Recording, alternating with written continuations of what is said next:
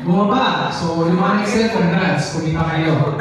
Ngayon, sa nakapansin nyo, Coach, X na natin, panibagong araw. Hopefully naman, nag-take loss na yung mga yung mga nag-buy kanina.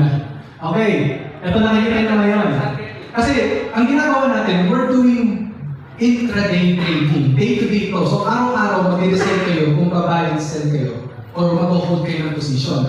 Yan ang nadadala niyong araw. Bullish o bearish? Bearish. Bearish. I'm red. How bearish? Weak.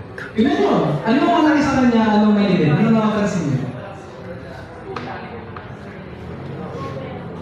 So what's your decision? Buy or sell? Sell.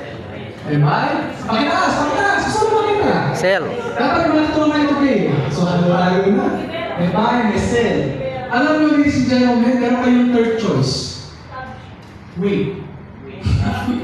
Kung hindi na may make sense kayo si Marco, pero nag-aalangan kayo,